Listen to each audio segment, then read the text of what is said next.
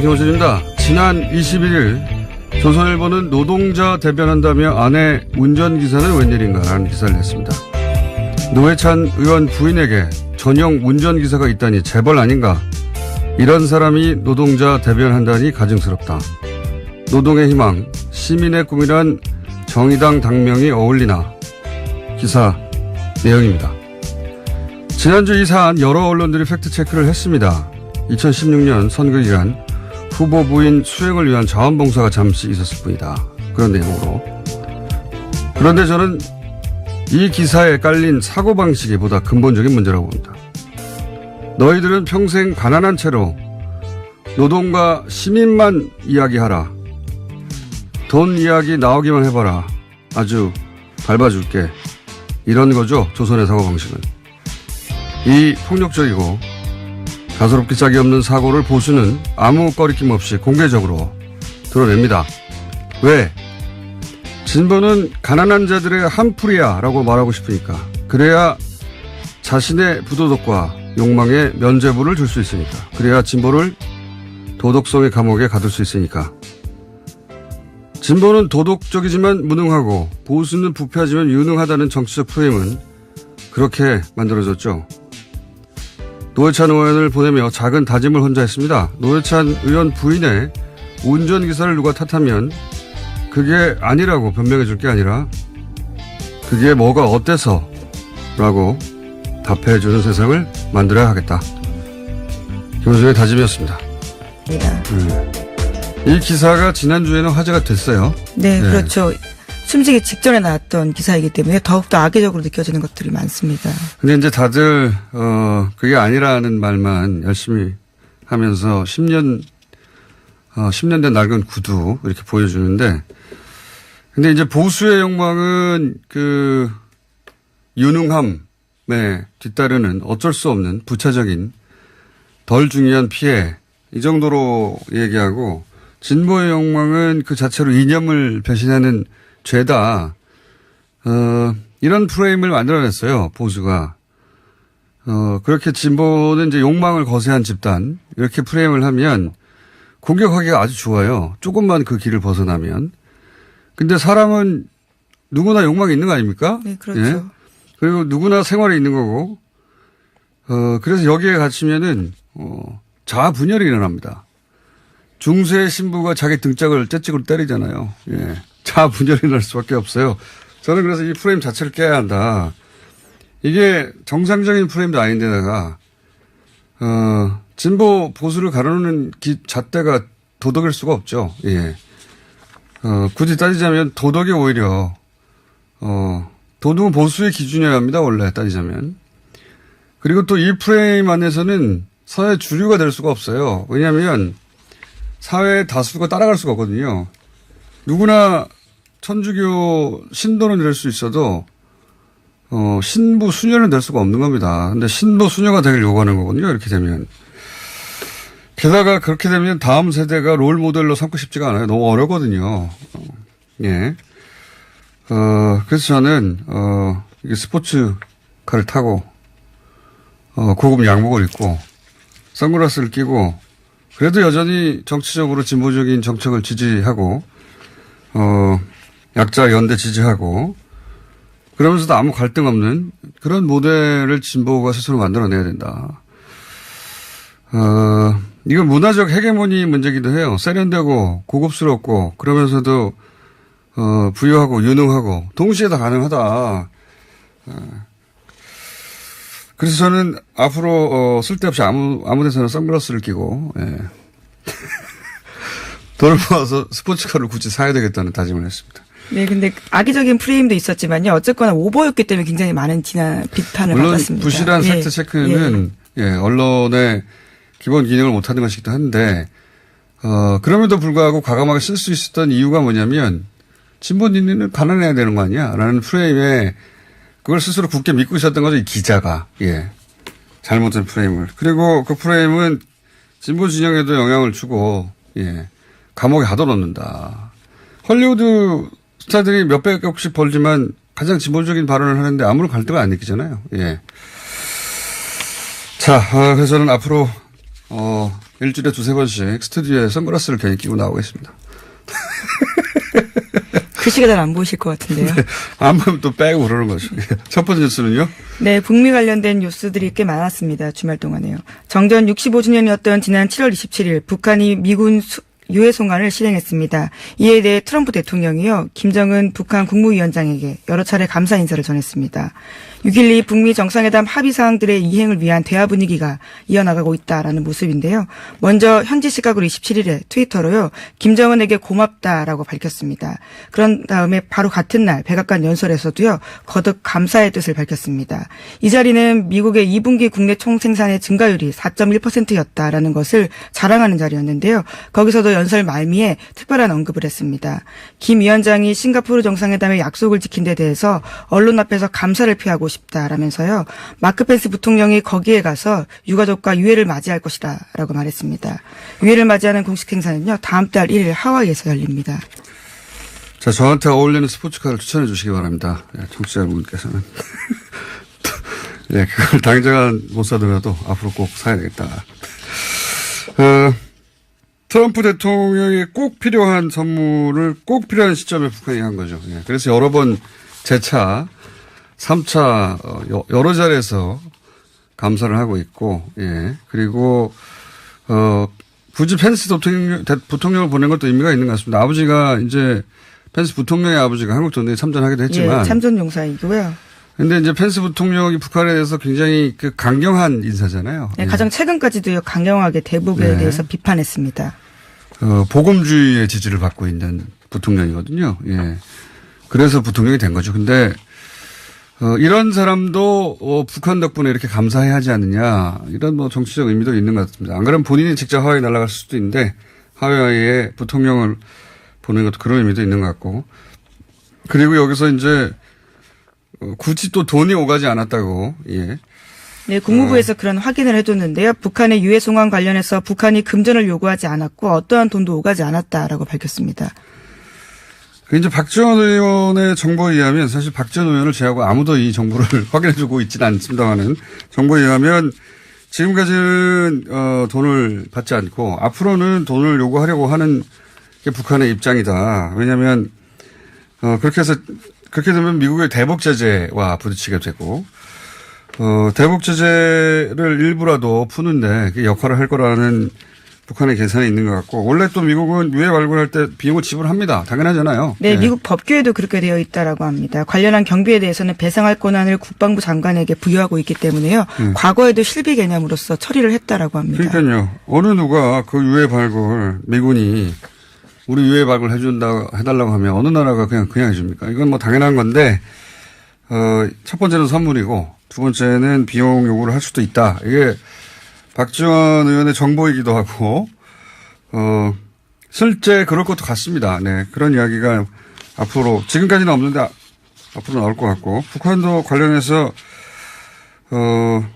저희가 정세현 장관님 모시고 오늘 이 정세에 대해서 좀 자세히 나누긴 하겠습니다만, 북한의 중국 주재 대사관에서도 의미 있는 변화가 있어요, 지금. 네, 외부 게시판에다가요, 남북 북미 정상회담 사진을 전시했습니다. 이 게시판에 한국과 미국의 대통령 사진이 게시된 거는 처음 있는 일이라고 하는데요.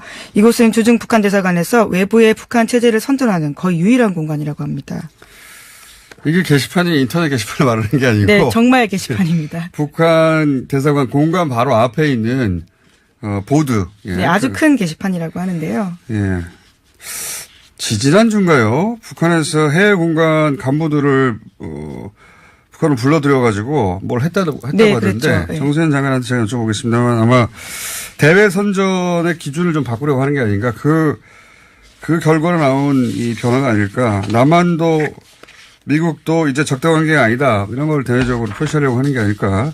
이건 저의 짧은 해설이고 정세현 장관님이 잠시 후 직접 해설해 드리겠고, 관련 뉴스가 많네요. 예. 네, 관련 뉴스가 많은데요. 시간이 많지가 않아서 북한 뉴스는 짧게 하고 지나가도록 하겠습니다. 북한에서 주요한 뉴스는 싱가포르에서 남북미 외교 정상이 만날 수도 있겠다. 네, 이제 그런 예측이 되고 있는데요. 우선 분위기가 좋기 때문에 우리 강경화 장관도 가게 되고요. 또 북한이랑 또 미국에서도 오기 때문에 그런 만남이 있는 게 아닌가 하는 예측이 있습니다. 남북미 혹은 남북 중미 다 만날 수도 있을지도 모르겠죠. 아시안 지역 안보 포럼 그리고 미국에서는 이제 CBID 표현은 쓰지 말라고 했다고 하네요. 네, 예. 또 그건 일본 아사히 신문 보도인데요. 지난 7월에 초순 행정부에게 CVID 표현 쓰지 말라라는 지시가 내려왔다라고 합니다. 그러면서 FFVD라는 표현을 사용하고 있다라고 합니다.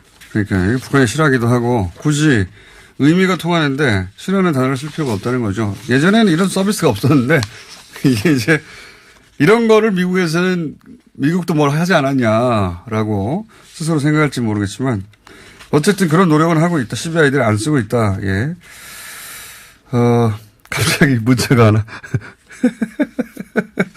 공장장은 스포츠카가 좁아서 탈 수가 없는 사람이기 때문에 이런 문자가 하나 와 있네요. 예. 나쁜 사람들. 자, 양승태 사법부 관련해서 또 새로운 뉴스가 몇 개 주말에 나왔습니다. 네, 오늘 아침 한겨레 신문 보도 먼저 전해드리면요. 위안부 피해자 손해배상 소송까지도요. 양승태 대법원의 재판거래 의혹에 불거졌습니다. 2015년 말 박근혜 정부가 일본군 위안부 문제와 관련해서 세종적이고 불가역적으로 해결됐다라고 선언한 직후에요. 양승태 대법원의 법원 행정처가 위안부 피해자들이 일본 정부를 상대로 낸 1심 소송에 개입하려고 했던 구체적인 정황이 나왔다라고 합니다. 이게 말이죠. 박근혜 정부 시절에 위안부 합의를 하니까 양승태 사법부는 잽싸게, 위안부 피해자들이 일본 정부를 낸 우리 법원에 낸 소송이 있습니다. 그거를, 행정처에서 미리 각하나 기각을 결론을 내놨다는 거 아닙니까? 네, 박근혜 정부에 발맞춰서요. 피해자들에게 도움이 되지 않는 것들을 내부적으로 고민했다라고 하는데요. 실제로 소송이 지금까지 3년 넘게 지연되고 있고요. 그 사이에 피해자 절반이 숨졌다라고 합니다. 행정처에서 판결을 미리 내둔 거예요. 이게 사법부가 대통령 심기를 맞추기 위해서 판결을 미리 정해뒀다. 이게 뭐가 법관의 독립입니까? 판결을 미리 정해뒀는데. 논리가 굉장히 상세합니다. 이건 직장이에요, 직장. 직장에서 상사가 이렇게 저렇게 오더를 내려놓으면. 네, 개별 법원에. 그대로 실행하는 거죠. 네. 예. 그러니까 양승태 사법부에 대해서 여러 가지 표현을 했는데 제가 보기에는 법관들을 직장인으로 만들려고 했어요. 말 잘 듣는. 예. 자, 마지막으로, 예, 청탁 시도한, 국방부요. 예. 예, 국방개혁안도 주말 동안에 발표가 됐는데요. 국방부가 앞으로 4년 동안 장군 자리를 76개 감축하겠다라고 밝혔습니다. 또한 병사들의 복무 기간도요, 3개월 단축하기로 했습니다. 그렇군요. 네. 기무사 반발은 이런 걸 믿고 했을 수도 있겠습니다. 그러니까 군 장성들의 불만이 장성을 76명, 장성 자리 76개 감축. 줄이겠다라는 건데요. 특히나 네. 육군이 가장 많습니다. 60명이 넘고요. 해군 공군이 각각 5명 정도 되거든요. 그래서 1957년에서 1961년 사이에 줄어든 이후에 최대 규모라고 합니다. 군 장성들이 이런 것으로 불만이 있을 수 있으니 군 장성들의 여론이 자신들의 편이 될 수 있을 것이다. 뭐 이런 계산이 기무사에 있었을 수도 있겠습니다. 예. 자, 오늘 여기까지 해야 되겠습니다. 시사인의 김은지였습니다. 감사합니다. 지난 5월에 YTN 최남수 전 사장이 불신임 투표로 사퇴를 했죠. 이 빈자리에 신임 사장이 드디어 내정이 됐는데 하필이면 TBS 교통방송의 대표였던 분입니다. 정찬영 YTN 사장 내정자 연결해 보겠습니다. 안녕하십니까? 안녕하십니까. 반갑습니다. 네, 거기를 가셔가지고 일단 소감부터 말씀해 주십시오. YTN 바로 세우기에 간단치 않은 과제입니다. 자신감 그리고 또 근심 이게 계속 교차해서 걱정 많이 했는데 이제는 뭐 잘하는 수밖에 다른 도리가 없다. 확고한 결론에 도달한 상태입니다. 잘 하시겠죠. 네. 거기는 가서는 잘 하실 텐데, 아니, 잘하고 계시든, TBS 대표 임기도 남았는데 왜 YTN 사장에 지원하신 겁니까? 여기 임기 남았는데. 저희한테 말도 없이. 네. 언론 지형 전체로 볼 때, 24시간 뉴스 채널 YTN이 중요하다고 봤습니다. 언론 말살하는 그런 정권이 물러났는데도, YTN은 왜 기능을 복구 못하고 있는가, 많이 안타까웠고, 솔직하게 왜 그런지 궁금했습니다. TBS가 중요한 시기에 시민들의 알 권리를 위해서 중요한 역할을 했듯이, YTN도 좀 그런 역할을 할 수 있어야 한다, 그런 생각을 했습니다. 하와이는 어떻게 하고 거기를 가신 겁니까? 하와이는? 하와이는 아무래도 안타깝습니다. 트럼프 대통령이 5월에 재난지역 선포하는 걸 보면서, 어떻게든지 보내줘야 되는데 저런 위험지역에, 그래서야 되겠는가, 이런 그런 고민을 했습니다. 아직도 그건 짐으로 남습니다. 알겠습니다. 그럼 YTN 비용으로, 방법을 찾으시고, YTN의 가장 시급한 과제는 뭡니까? 대표님 보시기에. 믿을 만한 채널로 신뢰도를 회복하는 것. 그게 되겠습니다. 못 믿을 뉴스, 보고 나니 더, 물음표가 더 생기는 그런 뉴스 말고, 믿음직스러운 뉴스 채널, 믿을 만한 뉴스 채널로 복구시키는 것. 그게 지상 과제입니다. 그러면 이제 그걸 정상화라고도 표현하기도 하는데, 그 키워드가 뭔가요? 이게 말씀을 하시면 너무 길 것 같으니까 키워드로 말씀해 주십시오. 정상화. 정확한 보도를 강조하고 싶은데요. 빠른 뉴스 중요하죠. 빠른 뉴스보다 더 중요한 건 정확한 뉴스다. 팩트가 확실하게 체크되는 그런 뉴스여야 되고, 그거보다 더 중요한 거를 맥락, 전체의 흐름을 읽는 뉴스, 팩트보다 맥락 이런 단어를 좀 쓰고 싶고, 그렇게 해서 통찰이 있는 제대로 들여다보는 그런 뉴스로 신뢰를 회복해야 되겠다 이런 생각을 합니다. 팩트, 맥락, 통찰입니까 키워드가? 예. 그게 가장 중요한 것이다. 언론의 기본과 관련해서 선배들로부터 배운 내용 중에 가장 중요한 게 그것이고, 그게 지금 언론 보도 시장에서 가장 모자란 부분, 결핍이라고 생각합니다. 그 결핍된 부분을 채워줘야 신뢰도가 올라간다 이렇게 생각을 합니다. 그러니까 그동안 기계적 균형에 대한 비판이 많았는데, 기계적 균형보다 훨씬 중요한 게 팩트, 맥락, 통찰이다 이렇게 보시는 거죠? 그렇습니다. 네. 그런데 라디오 PD 경력으로 이 24시간 보도 전문 채널 잘 하실 수 있으시겠습니까? 못하시면 다시 돌아올 길도 없는데 여기로. 아까 말씀드린 것처럼 잘하는 수밖에 다른 방법이 없습니다. 제 선택이 YTN의 선택은 잘하고 잘해나가는 방법 외에는 없는데, 그 시간도 없는데 솔직하게 출신은 묻지 않는 게 좋다는 생각을 합니다. 출신은 묻지 않는 거. 출신으로 역량 묻는 거 그게 바로 비과학입니다. 네. 우리 언론인 신뢰도 1, 2위 손석희 사장님 그리고 김어준 공장장님 모두 출신이 출신 따져가지고 하는 거 아니에요? 제 출신이 어땠어요? 잘 알고 있습니다. 자, 이건 또 저희가 시간이 짧기 때문에, 네. YTN 노조에서는 이런 표현을 썼습니다. 적폐 세력들과 완전한 결별. 인사 원칙, 이것도 역시 들어가 보셔야 아시겠지만, 지금 가지고 있는 키워드 정도 말씀해 주시면 뭐가 있습니까? 내외에서 그런 요청하고 있는 거 잘 알고 있습니다. 잘못된 과거에 대한 원인 규명, 진상조사 중요하고요. 중대한 잘못, 책임 묻는 거 당연합니다. 노사합의로 이미 설치된 기구가 있습니다. YTN 바로 세우기 및 발전위원회, 미래발전위원회, 이런 이름으로 시스템이 준비되어 있는데요.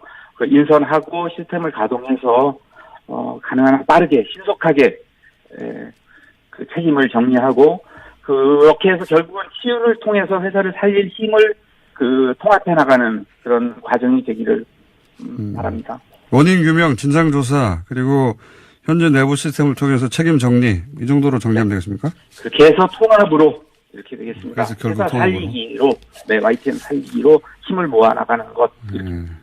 그럼 어쨌든, 상당 정도의 인사가 있을 수 있겠군요, 당연히.